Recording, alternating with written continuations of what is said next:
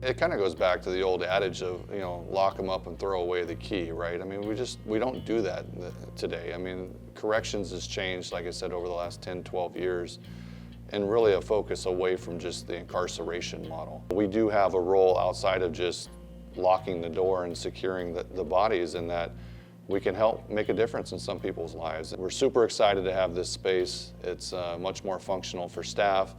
I think it'll be a safer environment for the inmates and allow us to provide them a lot more services to help them while they're in custody, but also prepare them for their transition out of custody.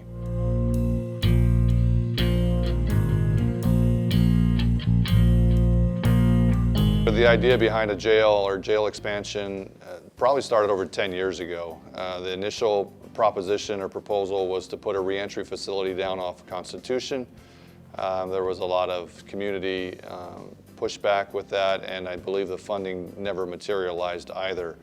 And then this latest round of AB 900 money came, and we put in a proposal and were awarded $40 million.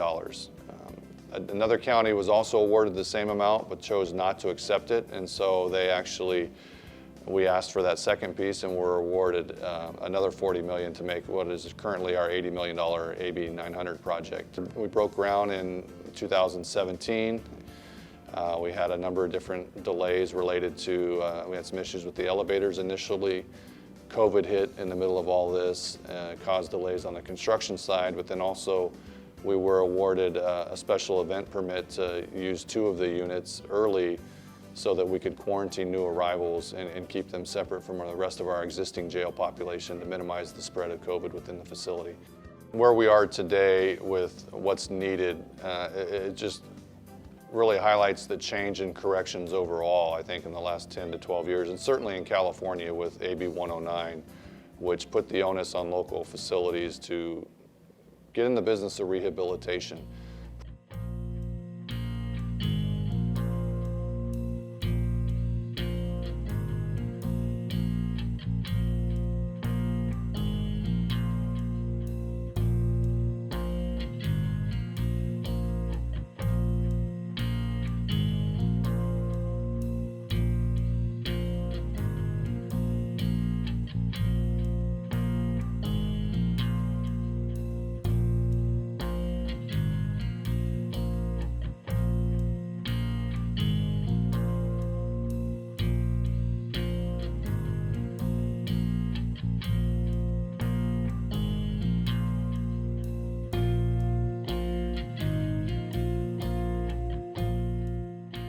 Prior to AB 109, anybody that was sentenced to a year or more went to state prison. So our average length of stay was very low. Somebody would come in and get out really quickly. AB 109 and really the premise behind that and pushing the rehabilitation back to local communities thrust upon us the need to provide more programming and provide varied programming, not just, we really dealt with just substance abuse issues previous. And now we offer anger management, parenting, life skills, moral recognition therapy training or classes as well. We've partnered with Hartnell to provide English as a second language courses. We've partnered with MCOE. Just the breadth of what we're doing today is so much more, and there's a lot of potential to grow that even further with the new facility. The old facility had over 30 housing units and only 6 program spaces. So that there kind of highlights the fact that programming was not a priority at that point. This new expansion, we've added 8 housing units, but we've added 10 programming spaces. So that's more than 1 space per unit. So we can provide multiple programs going on at the same time, which we just couldn't do previously. Back in the day, you had a lot of lower level misdemeanors that would spend a short amount of time with us.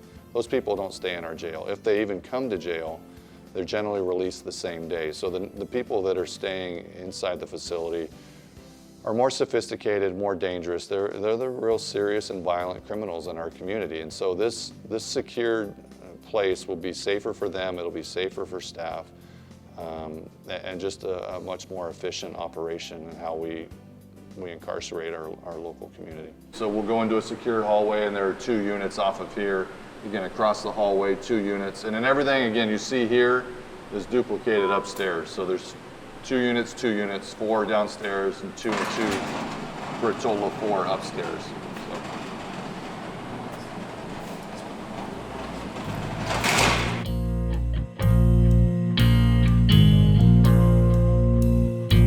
The training that's going on over here, we also have the ability, if it's at risk of sending deputies in, we can put somebody up here with a less lethal weapon like we're training with today, and they can introduce that from here to help disperse the crowd if there, whatever's going on.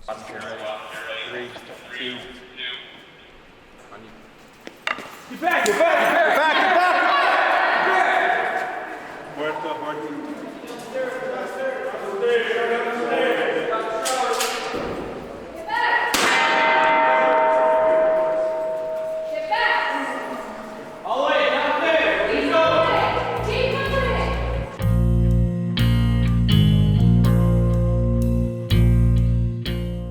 All the units, they have 2 beds, they have a desk, they have what we call a combi unit or combination unit, a sink and toilet.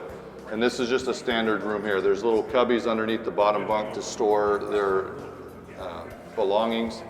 And then there's a little hanger on the side they can hang their towels when they're wet after showering or bathing.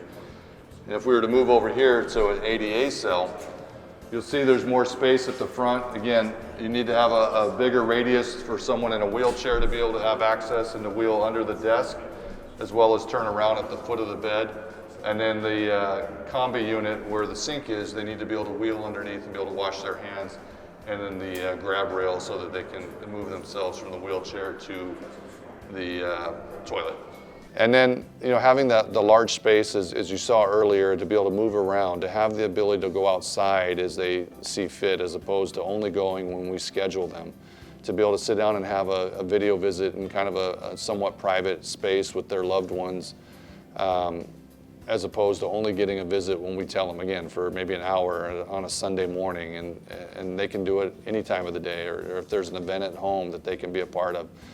All of those things that kind of engage them as to what's still going on the outside, I think helps one with their mental health, which then helps how they adjust and how they acclimate to programming and just being in the jail environment, which isn't easy. Having the services brought to the inmates as opposed to walking them all around the facility, 1, it takes less staff, but 2, then there's less risk of them being assaulted while they're walking with maybe somebody from a rival gang.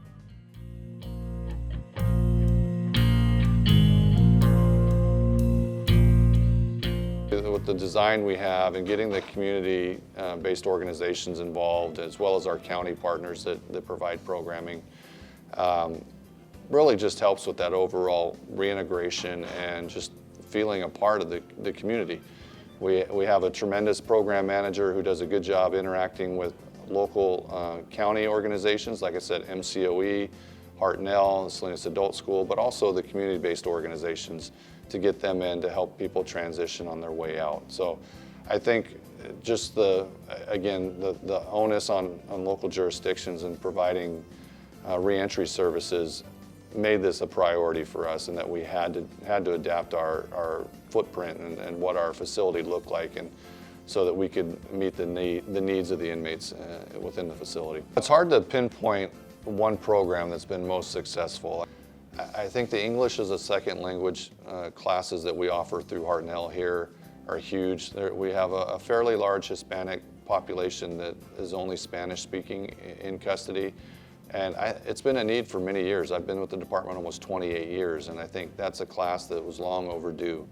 The cooking class that we offer through Aramark, who's our current kitchen vendor, I think is a tremendous help for people that want to get a job when they get out, because if they complete the course, they'll end up with their ServSafe certificate. And for them then to go out and try to find a job, and as we all know, with the tourism industry around here, there's a lot of restaurants. And for them to have the ServSafe certificate, it gives them a leg up, even though they've been incarcerated, and trying to go and find a job. And so I think that's a huge benefit for them. One less stressor that they don't have, knowing that they're going to have a regular income.